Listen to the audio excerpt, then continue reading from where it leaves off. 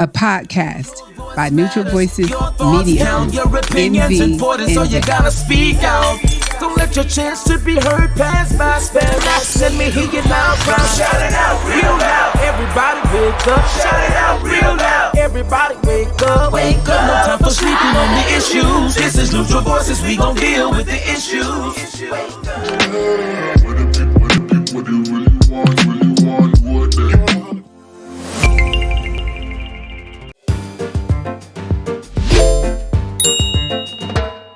Welcome to In Depth, and we're here today with a very serious matter. We have some guests in here, and we just want to bring some awareness to the community and hopefully find some help for this family. He's been our guest before, but we're going to have him introduce himself shortly, and then we're going to go forward. Jill, how you doing tonight? I'm doing well, thank you. That's good, that's good. Now, we have Mr. Tony Henry and his mother, Luther Davis Henry. I'm going to say her name correctly. But Mr. Tony, again, just tell the people who you are and what brings you here. My name is Tony, and what brings me here today is my brother Roger Henry, who's been missing since 2019. And we went to I went through the public, I went through the public, but I passed out flyers with my brother, a picture on it and everything, and my name was on there. If you seen them, give me a call, Tony, or dial 911 and give them the whereabouts where you have seen them at. Okay. And it was kind of like mid-morning. Me and my brother, Carlos, he supposed to been going by to pick him up. Because my brother supposed to be coming to stay with me and my wife, Connie. And that's how we learned of his mysteriously missing. Okay. Because we went there. He stayed at 336 Diplomat Drive. And I went there, and the lights was on, the door was open, lights on, no Roger. Oh, wow. So I went up to Stein's liquor store and asked him, have my brother been up there? He said, well, I did see him, but I spoke with him. I asked him what was he doing out this late. And he said, I don't come up here to get me a beer, but because my brother had gave me $10, but I already had told him, I said, Roger, you don't need nothing else. Right. Because we'll be there to get you in the morning. So me and my brother Carlos, we went there to his place to get him. But what the guy did say, he asked him, he said, man, I'll take you home. You know, you don't need to be out this late. He said, for real, you do that for me? He said, yeah, man, because you don't need to be out like that. So he told him, give him a few minutes. He finna lock up the store. And he told me that when he looked back outside the window to see my brother, he said somebody was talking to him, and he said by the time he got out there, he seen the car pull off and no Roger. No Roger. Oh, that's so sad. sad. To your knowledge, that was the last altercation. That was the last person who saw him or spoke to him. And that was January of 2019, right? Yeah, correct. Yeah. Going on 6 years in January. Now, I know it's a hurtful feeling, like losing somebody in any capacity, especially unexpected. I know we have your mom here with us today. How is it dealing day to day, just not knowing? I learned to, I pray about it, but I pray for him every day for his safely return. And I have had dreams of him coming up on the porch when I was staying in Weiser Park, 4326 Weiser Park, and it seemed so real, and then when I woke up, I'm like, man, but it's just that I asked God, to give me a vision, give me a message or something, but let me know that he's okay, wherever he's at, but send not only a vision, but send a location that would jog my memory or jog my thoughts, and I can recognize where. Because one day I was driving my vehicle. I always had a picture of him on my vehicle, and this girl stopped me. I was passing by the Legion in my car, and when I was at the light, and young lady, she walked up. She said, "He missing?"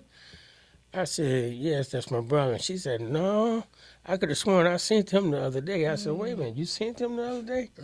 Is you sure? She said, "I could have sworn I seen him the other day. He was walking down this way." I said, "Wow."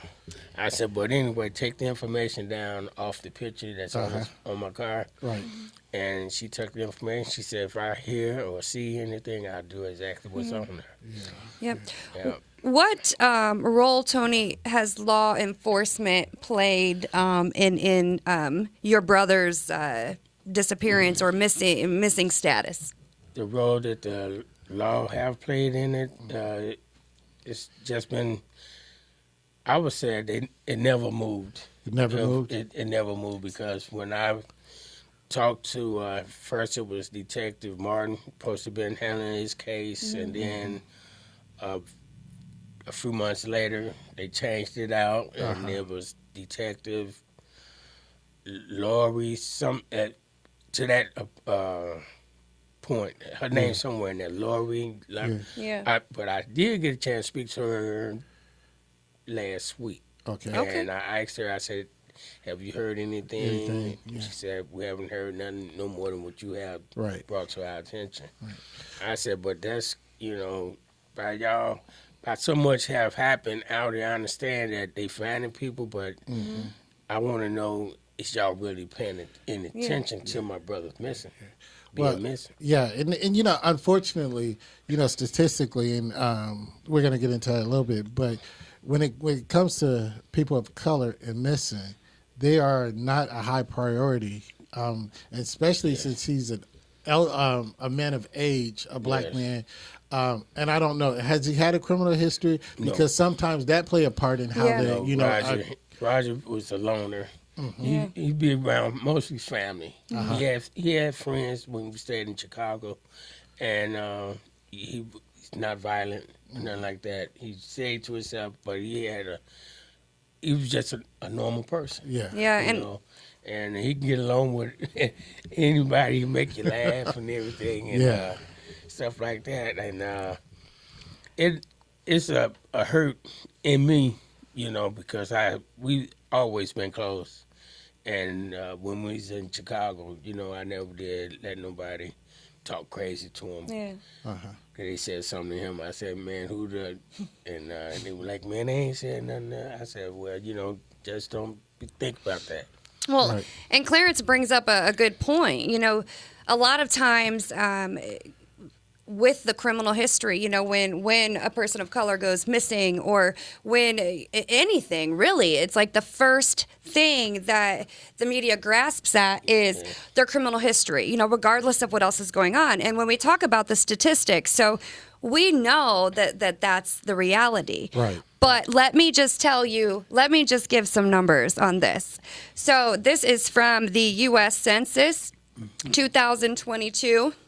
African American people make up just over 13% of the population. However, nearly 40%, so almost half of all missing persons are people of color. With Black children or youth making up about 38% of all missing child cases. But here's the sickening part, right? How do we find out that children are missing? We find out from the media, from what people tell us, so what they choose to put out. So get this. The percentage of Black children missing that are actually mentioned in the media is 7%. Only 7% of the time. So I think those numbers really put it into, perspective when we talk about that, because it's about exposure. Right. Telling people that someone is missing, regardless of what color they are, or what their criminal history is, or anything. Right, they're missing. So those numbers are real. Now, we do know that they have a registry for missing children and up to a certain age. Now, is there a registry for adults, or do they have a file where they have a registry, like, it goes across the country? Is there anything such that for adults? I would hope so that it is, because when I spoke to the detective and I was asking her, basically I was pleading with her to ask her. I was pleading with her to get him out there on silver alert, and make it known, just because he's from the neighborhood, our neighborhood, but everybody else don't know him, but let them know him. Yeah. Put him out there, and therefore it'll jar somebody's memory. Yes. Say, well, I done seen that guy somewhere. Yes.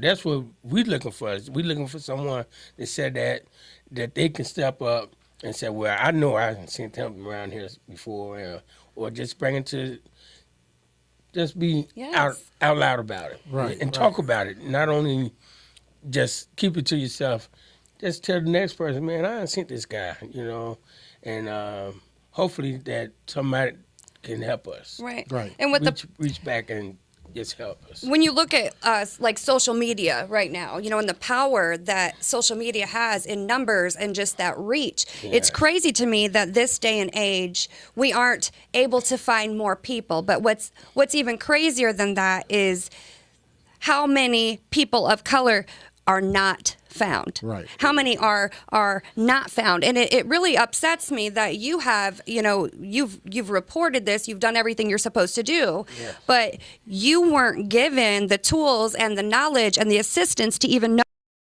history for adults. Exactly. So, I mean, that's very frustrating to hear that. Because she could have brought it to my attention, but if I had knowledge, and ask her, isn't it a registry that you can put out there? Or let me know, that's what I have to do to get him registered as a missing person? Yes. If that's law, let me know and let me do this. Help me. Help me like you would want someone to help you if it were your brother or your child or your sister. Because, it's just a shame right now, because before my dad passed, he always asked me, he said, Tony, you found my son yet? I said, Dad, right now we still looking, but we're going to find him, he going to come back to us, Dad. Oh, that's hard. And my dad, he got sick about a year ago, and God bless his soul. He left us, but I think when he left, he probably had my brother Roger in his mind as well. Right. And it hurt my dad, and I seen it in his face, but I always prayed for him, asked God to keep him healthy. Right. And that's what I believe in, and I pray when I drive the car. I pray for my mom. I thank God for her. I ask him to continue to extend our days and years together until he wants us to come, until he make that decision to bring us home. Right. But I hope someone that's out there have seen him and be able to reach back and let us know. Yeah, and we're going to appeal. Ms. Luther, we're going to have you, if you would just give a few words, how is it as a mother dealing with a missing child? How do you deal with it on a daily basis? Well, it's really hard. It's hard because I loved him so much. It's hard. Yeah, I can imagine. The thing you say, Mr. Tony, you say your dad unfortunately had to go to his grave without knowing where his son is. Yeah. I know that's a trying time. How does this affect the family as a whole? If there's a missing unit in the family, knowing that your father had already passed, but then the gap was already that your brother Roger, and we should say his name.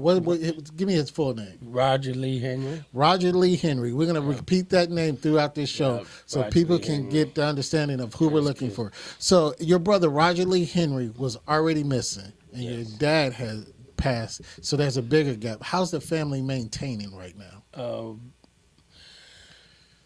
I'm maintaining the best that I can, and my sister Loretta, I reach out to her and talk with her. We's a family of 12, and we missing. God called 3 of my sisters home, Okay. and 2 of my brothers. Okay. but we still here. I got a little brother that's under me, and my oldest sister Frances, that's who's with my mom right now. My mom, she's taking care of mom right now. Yes. And I call and check on mom, but I also got to remember that I got to stay focused, and not on that, don't get strung. I don't go out and beat myself up about it, stuff like that. If I see a movie, I might see a movie or hear a song that he liked, and I can imagine him, in his good stage. He did have a seizures at times. If he didn't have his medication, he had seizures. Oh, that's something we should put out too. Absolutely. And he was taking medication for it, and hopefully that he haven't passed behind it or anything like that. But we do want to see him again. And my sister, Loretta, she always posts. Well, my daughter, she posts them on Facebook. Both my daughters, my oldest daughter, my youngest daughter, and my sister.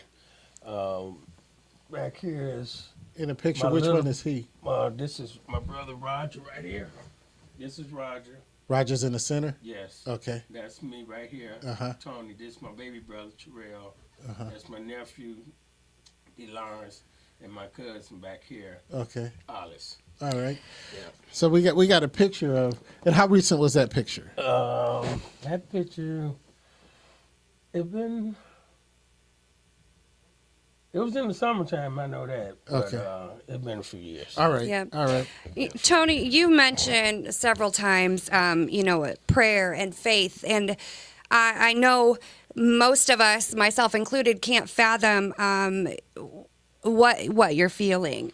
Tell me how your faith has carried you, and Mom too. How has your faith carried you through this? Because I know there's not a lot of things that would carry someone through something like this. Yes, so let's talk about that.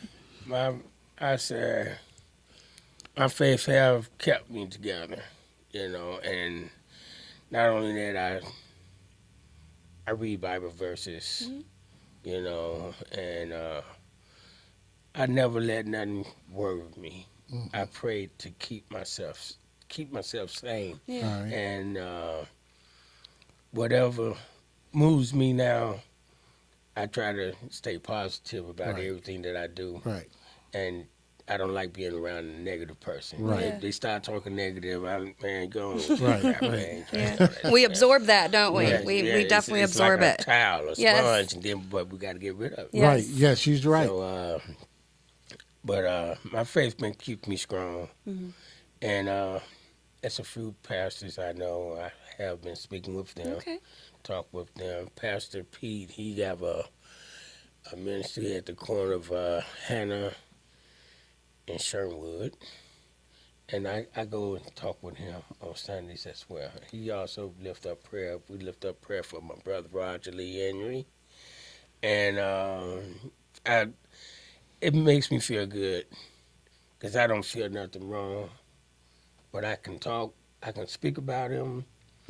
Sometimes I tear up, sometimes I don't, but I know where it's really going. Right. Yeah. Amen. Now, I don't want to talk doom and gloom, but we have to talk reality. We have to talk all possibilities. So I understand, I respect and I pray that he's well, but we have to embrace the other side of this as well. Right. And my question is, have you and your family submitted like DNA profiles, so just in case they find a person and they can run the DNA and find you or locate you or your family? We haven't, but that's something that I can bring to the detective attention and ask her about it and tell her that's what I want to do. Yes. And that's how they find people. Now, if there's been a person that they haven't identified, they can run. And I'm respectfully hoping that he's well, but we have to talk the reality too. Reality of it, So you know. if he's passed and he's in a system, but he doesn't have a match or a DNA match that's in the system, so I would encourage you. Now, does he have any children? Nope. Okay, so the next closest relative, you, your mom, submit a DNA profile, and they will put it in the system, and they will run it against hits, and then if they come up with a similar match, and it could possibly, and again, I'm just saying this to give you another lead, but I do pray that he's well. Yes. But we do have to look at the reality of the situation of all possibilities. Yes, we do. Yes. Yeah, Yes, so- I agree. I agree with that. Were you gonna say something, Jill? Yeah, I was just going to ask, as far as Luther goes, as far as Mama goes, what do you feel like has been?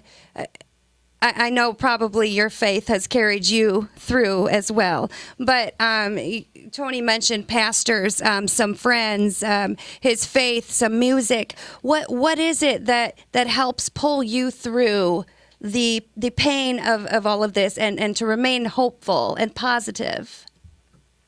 Well, my brother, Moses, he prayed with me all the time to hold myself together. Okay. Sure. Okay. Yeah. Well, bless his heart. We all need something. And Yeah. What? he's that's my uncle. He have a church. Tree of Moselle Life. Davis, Tree of Yes, Life. Tree of When she Life said Moselle, missionary. Yeah, I knew 'cause she was talking about right Yes, then and there. Yes. That's my mom brother, Oh, okay. Pastor Moselle Davis Senior. Yeah. He's the head right there Yes. at Tree of Life Missionary Baptist Church, and I got married at one of his church, Pontiac. When you had a church on Pontiac, me and my wife, we got married there. You've been married a long time We've then. been married 19 years. We turned 19 years May 14th on Mother's Day. That's I married my wife on Mother's Day. That's congratulations. Congratulations. And, I have sung in the choir. I was singing in the choir back then. I wouldn't mind getting back in it. Yeah. And just talking about it, give me chills. Yeah. And chills of joy, though, because I love me some gospel. And, Yeah, that's- I yeah. like to. And you know, God will be your comfort and strength during this time, Because I asked him to guide me, Yeah. And guide my heart, protect my mind, keep me. Yeah.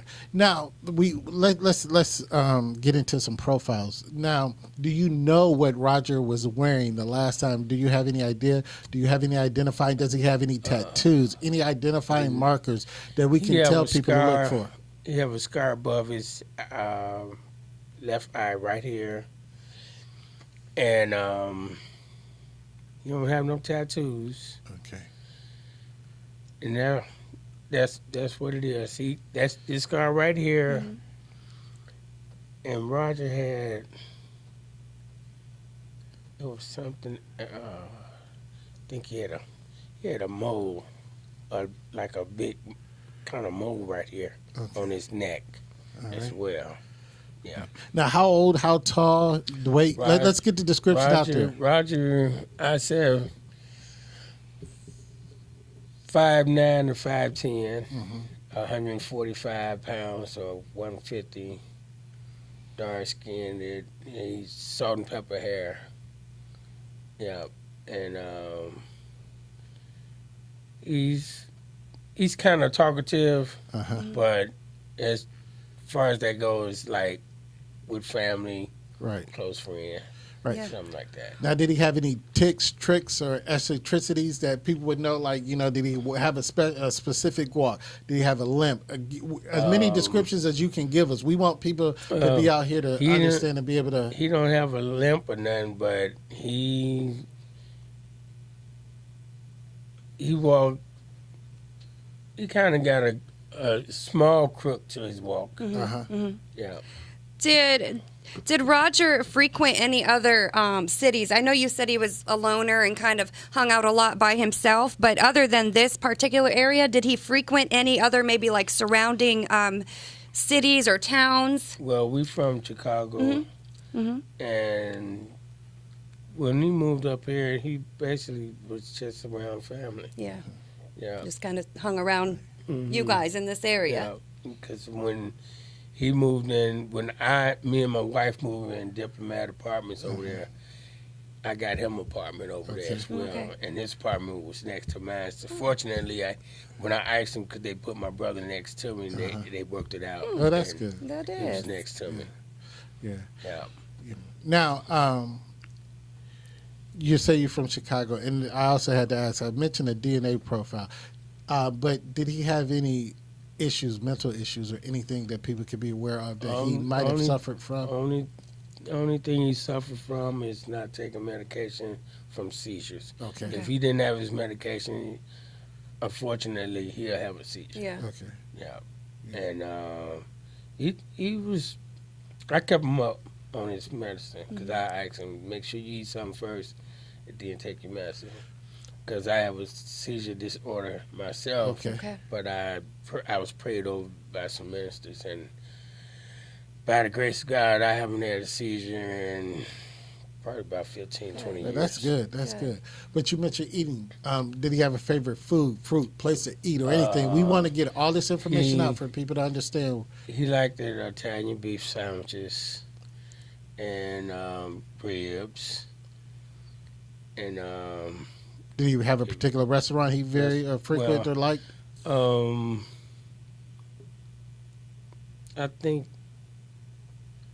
I think he liked it to go to, I think it was Bob's. Bob's? Yeah. We used to go there, drive up there and get a couple of Italian beefs and Polish sausage. And the reason I ask, even if he's sometimes, and you say he didn't have any, but sometimes when people have mental breaks or things, their habits still follow them. Right. So he might frequent some of these places, just in case. And that's why, as we get as much information as we can on Roger Lee Henry, if we get as much. How old was he at his date of missing?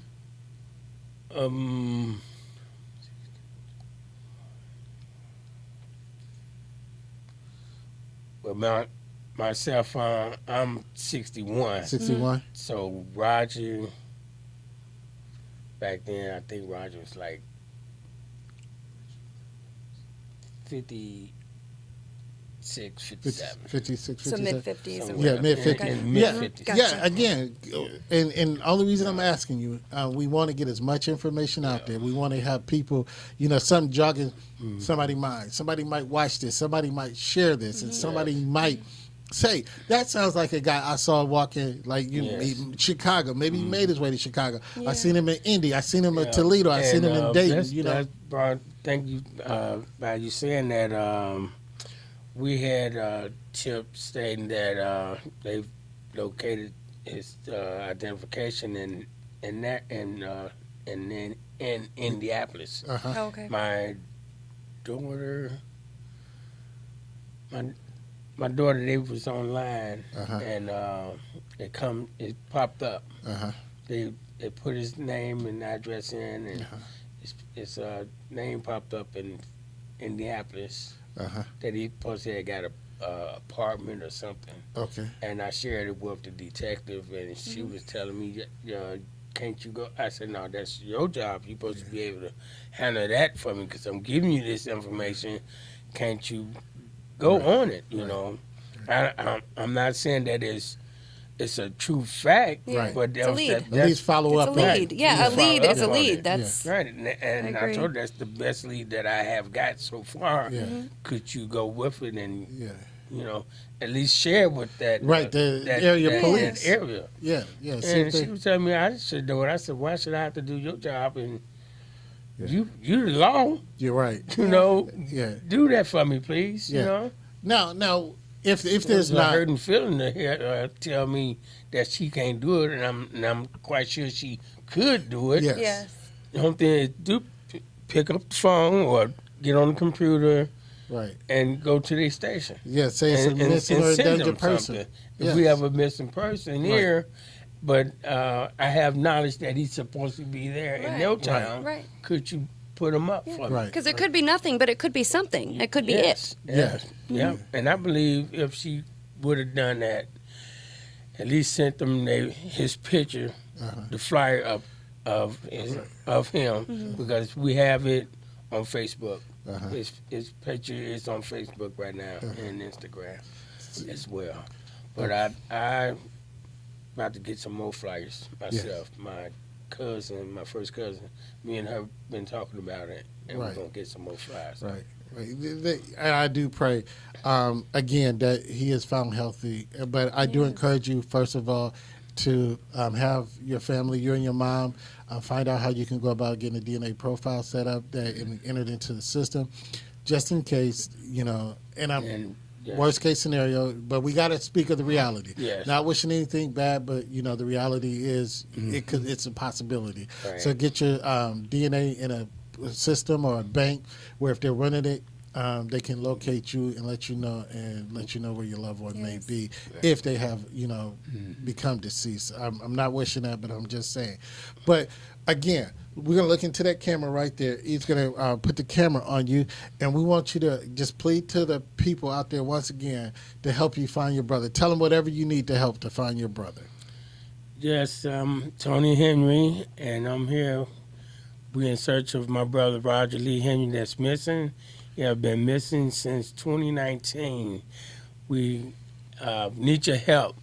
If you see him, call the local police, call 911 or my number, which is 586-651-2974, and ask for Tony. But we really need your help. If you see him anywhere, please report it to the law authorities. Yes. And hopefully, with you guys' help out there, we would get some information that would lead us to our brother. Yes. And we're prayerful that you do find your brother. And anybody, if you look out for any post about any missing person from our community. I know we have Amber Alerts. I know we have other alerts. But then sometimes we don't make those alerts. But if there's somebody out there pleading, asking you to help them find their loved ones, if you've seen them, if you know anything, please reach out to the police or the family to let them know that you've seen their loved ones. Yes. It's a hurtful feeling to be missing somebody and just have no answers. I can imagine. Yeah, and share. I mean, the exposure, like we said, the media is not going to put certain things out purposely. So we, as just decent humans, can, do what we can do and do our part to get the word out. And it's all about exposure. It's exposure is everything in something like this. Yes, but we want to thank you, and we'll put up Roger's picture. Roger Lee Henry will put up his picture on our Facebook page. We'll share it, and we ask all of you to share it. And we thank you for watching with us. And again, if you know something out there, please help this family out. But before we leave every night, Jill, what do we tell the people? Always protect your mind.